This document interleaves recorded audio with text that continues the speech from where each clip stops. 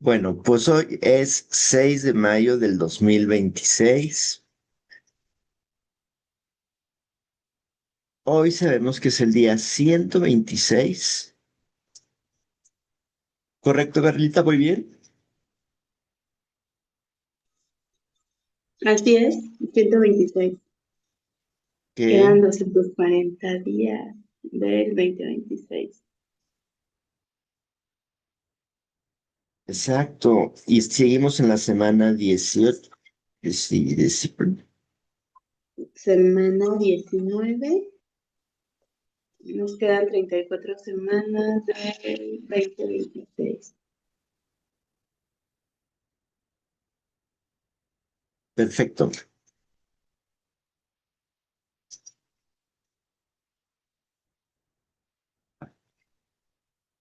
Muchas gracias. Pues bueno, siendo el día de hoy al día y teniendo 240 días contando comenzamos. Son las 6:10. Muy bien.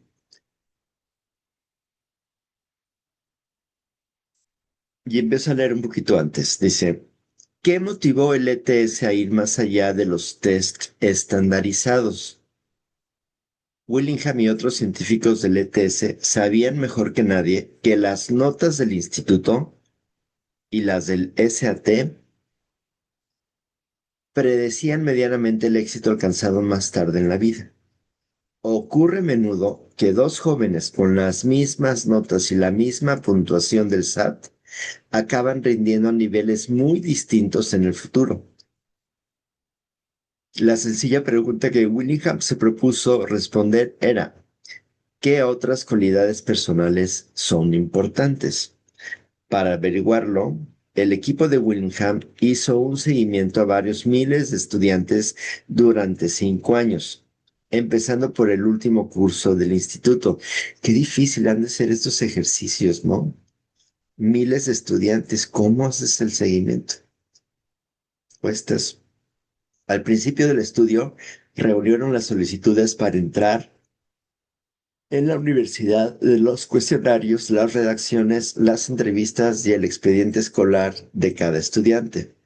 Esta información se usó para puntuar numéricamente más de 100 distintas características personales, incluyendo las distintas variables del entorno familiar, como en la ocupación de los padres, el estado socioeconómico y también los intereses profesionales declarados por el alumno, la motivación para obtener el título universitario, los objetivos académicos y muchas otras.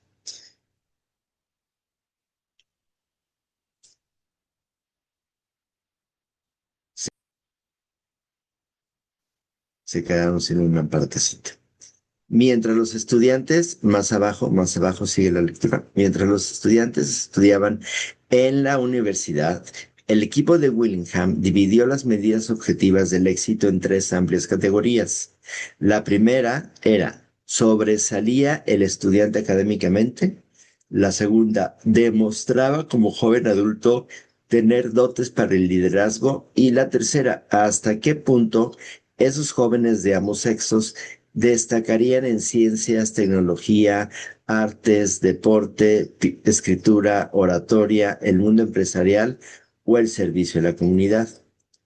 En cierto sentido, el Personal Qualities Project era un caballo de carreras. Cada una de las más de 100 medidas del inicio del estudio podía acabar siendo el factor predictor más importante para triunfar en la vida. Al leer el primer informe, realizado varios años antes de reunir los últimos datos, es evidente que Willingham se tomaba el tema con una imparcialidad absoluta. Se dedicó metódicamente a describir cada variable, a explicar por qué se había incluido, cómo se había metido, etcétera. Pero, en cuanto dispuso de todos los datos, se mostró categórico y rotundo sobre lo que había averiguado. Uno de los caballos había ganado la carrera y por un buen margen. La constancia, yo lo sé. Así fue como Willingham y su equipo le pusieron un nombre. La puntuación de la constancia se basa en la evidencia de un compromiso continuo y resuelto, con ciertos tipos de actividades. En el instituto, en contraposición a esfuerzos esporádicos en diversas áreas. Pues sí, no, eso no. ¿Cómo a quién se le ocurrió eso de esfuerzos esporádicos en diversas áreas? Muy mal. Los estudiantes con la puntuación más alta en constancia habían participado en dos distintas actividades extraescolares en el instituto durante varios años y en ambas habían progresado notablemente en algún sentido. Por ejemplo, dirigieron el periódico infantil, fueron elegidos como el mejor jugador del equipo de voleibol o ganaron un premio en trabajos artísticos. Para ilustrarlo, Willingham describió a un estudiante que durante 3 años había pertenecido a la redacción del periódico estudiantil, del que fue nombrado director y además había sido miembro del equipo de atletismo y había ganado una importante competición. Pero esos no fueron esfuerzos repentinos en diferentes momentos, ¿no, señor? En cambio, los estudiantes que no habían participado en una sola actividad durante más de un año obtuvieron la puntuación más baja posible en constancia. Algunos de los que entraban en esta categoría no habían participado en ninguna actividad en el instituto, pero muchos otros eran simplemente itinerantes. Habían sido miembros de un club o un equipo durante un año y al siguiente habían llevado a cabo otra actividad totalmente distinta. El poder predictivo de la constancia era asombroso. Después de las notas del instituto y la SAT, la constancia en las actividades extraescolares del instituto predecía más que ninguna otra variable quienes se graduarían con la máxima calificación en la universidad. Asimismo, la constancia era el único mejor predictor en cuanto a ocupar una posición de líder por nombramiento o elección como joven adulto. Y por último, la constancia preveía mejor que cualquier otra cosa las más de 100 características personales evaluadas por Willingham. 100 características. Llegar a alcanzar el éxito notable a ver, evaluadas por Willingham.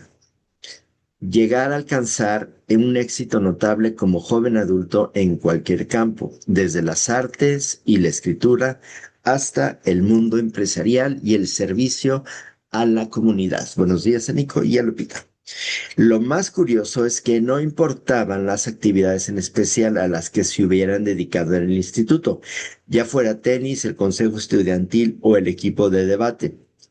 El secreto estaba en un libro, no, el secreto estaba en que se habían apuntado a algo y el año siguiente lo habían hecho de nuevo. Y durante ese tiempo habían realizado algún tipo de progreso. Ah, la evidencia para el sujeto. Me enteré de la existencia del Personal Qualities Project pocos años después de empezar a estudiar el GRIT. Cuando estuve, cuando tuve el estudio original en mis manos, lo leí de cabo a rabo, o sea, todo. Lo dejé durante unos momentos y lo volví a leer desde la primera página. Y no lo podía creer y lo volví una tercera más al leer. Aquella noche no pude dormir. Me quedé despierta en la cama pensando, madre mía, lo que Willingham llama constancia se parece mucho al grit. ¿Cómo? En el acto quise desesperadamente ver si podía reproducir sus hallazgos. Uno de los motivos era práctico. Como cualquier test profesional,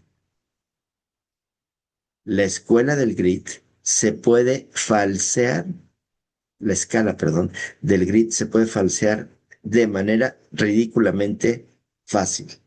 En los estudios de investigaciones, los participantes no tienen ningún motivo real para mentir, pero cuesta imaginar el uso de la escala del grid en un escenario donde hay mucho en juego y donde uno no gana algo fingiendo. Acabo todo lo que empiezo. Bueno, hasta ahí este día de hoy. Seguimos. Yosa, ahora sí. Hola, Así. Teresita, buenos días. Buenos días.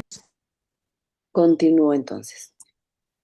Pero medir el grid, como Willingham lo hacía, era una estrategia de medición que no se podía falsear fácilmente, o al menos sin mentir como un bellaco. En palabras de Willingham, buscar los claros signos de productividad constante es una buena forma de determinar el historial del estudiante, pero lo más importante era comprobar si la constancia prevería el mismo empeño por alcanzar los resultados que caracterizan al grit en lugar de darse por vencido. Para que me apoyaran en un nuevo estudio longitudinal, recurrí a la entidad filantrópica más importante en el ámbito de la educación, la Fundación Bill y Melinda Gates. Pronto descubrí que la fundación está especialmente interesada en entender por qué en Estados Unidos hay una tasa tan alta de universitarios que no terminan los estudios. En la actualidad, la tasa estadounidense del abandono de carreras de 2 y 4 años es una de las más altas del mundo. El precio cada vez más elevado de las matrículas y el enrevesado laberinto de ayudas económicas en este país son dos de los factores que lo fomentan. Una preparación académica inadecuada es otro. Sin embargo, la tasa de abandono no parece estar relacionada con las circunstancias económicas ni con la nota del SAT de los estudiantes. Prevenir, perdón, prever quién perseverará en la universidad y obtendrá su titulación y quién no lo hará es uno de los problemas más difíciles de las ciencias sociales. Nadie ha dado con una respuesta satisfactoria. En una reunión con Bill y Melinda Gates, tuve la oportunidad de explicarles mi punto de vista en persona. Aprender a ser constante en algo difícil en el instituto, observé, parecía la mejor preparación posible para hacer lo mismo más tarde en la vida. En aquella conversación me enteré de que Bill lleva mucho tiempo pensando en la importancia de otras habilidades que no tienen que ver con el talento. Por ejemplo, en la época en que desempeñaba en Microsoft un papel más directo en la contratación de programadores, me contó que les daba a los candidatos una tarea de programación que les obligaba a intentar resolver tediosos problemas durante horas y horas. No se trataba de un test de inteligencia ni de un test de aptitudes como programador, sino más bien de una prueba para ver si el candidato tenía el suficiente espíritu de lucha como para llegar a la línea de meta. Bill solo contrataba a los programadores que acababan lo que habían empezado. Gracias al generoso apoyo de la Fundación Gates, encuesté a 1,200 alumnos del último curso del instituto y como Willingham había hecho, les pedí que me citaran sus actividades extraescolares si hacían alguna, cuando habían participado en una y si sobresalían en ellas, cuando habían participado en una y si sobresalían en ellas. En el laboratorio, mientras llevábamos a cabo este estudio, empezamos a llamar a este sistema de medición por lo que su aspecto sugiere. La plantilla del GRID. Instrucciones. Cita las actividades a las que te dedicas una cantidad de tiempo importante fuera del horario escolar. Puede ser cualquier cosa que te guste, como deportes, actividades extraescolares, actividades de voluntariado, actividades de investigación o académicas, trabajos remunerados o aficiones. Si no haces una segunda o tercera actividad, deja las casillas en blanco. Nivel de preparación, nivel de preparación, actividad, logros, premios, cargos de liderazgo en 9, 10, 11 casos caso de tener alguno. Siguiendo el ejemplo de Willingham, mi equipo de investigación calculó las puntuaciones de la plantilla del GRID, cuantificando el compromiso durante varios años y los progresos realizados como máximo en 2 actividades. En concreto, cada actividad que los estudiantes hacían durante 2 o más años aportaba un punto relacionado con el grid. Las que hacían durante solo un año no aportaban ningún punto y ya no se seguían puntuando. Y las realizadas durante varios años en las que podían ver un cierto progreso, por ejemplo, haber pasado de ser miembro del consejo estudiantil un año a ser tesorero al otro, aportaban otro punto cada una. Y por último, cuando el progreso realizado se podía considerar alto en lugar de moderado, presidente del consejo estudiantil, mejor jugador del equipo de baloncesto, empleado del mes, aportaba otro punto más relacionado con el grid. Con la plantilla del grid, con la Hasta plantilla del arriba. grid, los estudiantes podían obtener desde 0 puntos si no habían participado durante varios años en una actividad, hasta 6 si habían participado en 2 actividades diferentes durante varios años y en ambas habían obtenido un gran éxito. Como era de esperar, descubrimos que los estudiantes con la puntuación más alta en la plantilla del grid obtuvieron una puntuación elevada vinculada con la pasión y la perseverancia, al igual que sus profesores. A continuación, nos dedicamos a esperar. Después de terminar el instituto, los estudiantes de nuestra muestra se matricularon en docenas de universidades de todo el país. Al cabo de 2 años, solo el 34% de los 1,200 estudiantes de nuestro estudio seguían cursando una carrera de 2 o 4 años. Como esperábamos, las posibilidades de perseverar en los estudios dependían en gran medida de la puntuación en la plantilla del grid. El 69% de los estudiantes que obtuvieron 6 puntos de 6 en la plantilla del grid no habían abandonado los estudios. En cambio, solo un 16% de los que obtuvieron 0 puntos de 6 seguían estudiando en la universidad para obtener su titulación. En otro estudio, aplicamos el mismo sistema de puntuación de la plantilla del grid en las actividades extraescolares de los profesores universitarios nobles. Los resultados fueron asombrosamente similares. Los profesores universitarios que habían demostrado ser constantes en varias actividades extraescolares tendían más a seguir ejercitando su profesión y además eran más competentes a la hora de hacer lo que los estudiantes a la hora de hacer que los estudiantes rindieran más en los estudios. En cambio, la persistencia y la eficacia en la enseñanza no tenían ninguna relación medible con la nota de prueba de acceso a la universidad del profesor, con la nota media de su expediente académico, ni con la puntuación que le había puesto el entrevistador relacionada con su potencial como líder. En conjunto, las evidencias que he presentado hasta el momento se pueden interpretar de 2 maneras distintas. He estado sosteniendo que las actividades extraescolares son para los jóvenes una forma de practicar y de desarrollar la pasión y la perseverancia para objetivos a largo plazo. Pero también es posible que solo las personas con grit muestren constancia en las actividades extraescolares. Estas explicaciones no son contradictorias. Es totalmente posible que se den ambos factores, el cultivo y la selección. Supongo que ser constante en los compromisos adquiridos en la adolescencia requiere grit y al mismo tiempo lo fomenta. En otras razones, porque en general las situaciones por las que nos sentimos atraídos tienden a fomentar aquellas características que nos atrajeron. Esta teoría del desarrollo de la personalidad ha sido denominada como el principio de correspondencia por Brent Roberts, la mayor autoridad sobre lo que produce cambios duraderos en cómo pensamos, sentimos y actuamos en distintas situaciones. Cuando Brent Roberts hacía el doctorado de psicología en Berkeley, la idea imperante era que después de la infancia la personalidad se dejaba fija como el yeso. Brent y otros investigadores de la personalidad han reunido desde entonces suficientes datos de estudios longitudinales en los que se ha seguido literalmente a miles de individuos a lo largo de años y décadas para demostrar que la personalidad sigue cambiando después de la infancia.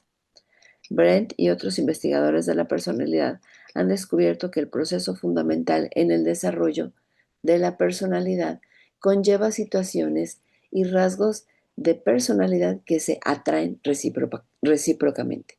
El principio de correspondencia sugiere que aquellos rasgos que hacen que nos sintamos atraídos por determinadas situaciones en la vida son los mismos que estas situaciones fomentan, refuerzan y desarrollan. En esta relación se pueden dar tanto círculos virtuosos como viciosos. Por ejemplo, en un estudio, Brent y sus colaboradores hicieron un seguimiento a miles de estudiantes de Nueva Zelanda mientras entraban en la vida adulta y encontraban trabajo. A lo largo de los años, los adolescentes hostiles acabaron realizando trabajos de menor prestigio y afirmaron tener problemas económicos. Estas condiciones, a su vez, aumentaron sus niveles de hostilidad, con lo que sus perspectivas de encontrar trabajo se redujeron más aún. En cambio, los adolescentes más agradables entraron a un círculo virtuoso de desarrollo psicológico. Esos adolescentes agradables consiguieron trabajos más prestigiosos que les ofrecían una mayor seguridad económica, lo que fomentaba su tendencia a la sociabilidad. Por el momento, no se ha llevado a cabo un estudio sobre el grid basado en el principio de correspondencia. De todos modos, voy a especular al respecto. Si se la deja a su aire, una niña que diga, es demasiado difícil, me rindo, cuando no consigue abrir una cajita de pasas, podría entrar en un círculo vicioso que refuerza su tendencia a rendirse. Tal vez aprenda a darse siempre por vencida, perdiendo cada vez la oportunidad de entrar en un círculo virtuoso de espíritu de lucha que la lleve a progresar, a sentirse más segura de sí misma, animándola a intentar algo incluso más difícil. Pero, ¿y si la madre de esta niña la lleva a una academia de ballet, aunque a su hija le cueste, aunque no le apetezca ponerse en las mallas en un momento dado porque está un poco cansada, aunque en la última clase la profesora la haya reñido por la postura de los brazos, que por cierto deja mucho que desear, y si la madre empuja a su hija a seguir intentándolo una y otra vez, y en una clase de ballet la niña descubre, encantada, lo mucho que ha progresado, esta victoria la animaría a practicar otras cosas difíciles en la vida, a sentirse cómoda ante los retos. Al año de que Warren Willingham publicara el Personal Qualities Project, Bill Fitzsimmons fue nombrado decano de admisiones en la Universidad de Harvard.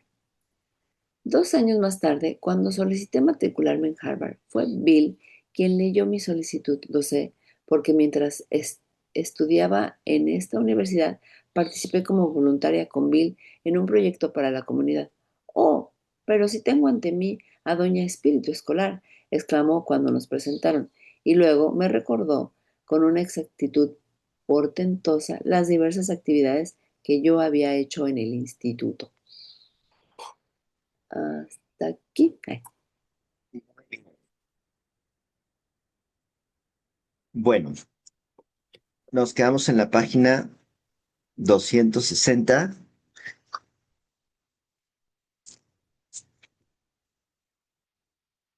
Oigan, pero si avanzamos 6 páginas. ¡Ah! ¡Qué impresión! Bueno, damas y caballeros, queridos, queridas, hoy nos quedamos hasta esta página, aquí. Por causas de fuerza mayor, pero nos vemos al rato. ¿Les parece bien? Es que ya no puedo. Ya me estaba ahí peleando con Dios. ¿De dónde vas, Dios? Pues, No te preocupes, Michael. Descansa un ratito. ¿Quieres? Nos vemos a las sí, 7. bueno, Tú nos si, avisas. si Estamos se a... quieren quedar con el Zoom y seguirle, pues se siguen y ya. ¿No? No Ah, queremos perderte. No, ve a descansar un rato. Opino yo. No sé qué opinen los demás. Y nos vemos a las 7. listo. Bueno, muchas Chao. gracias.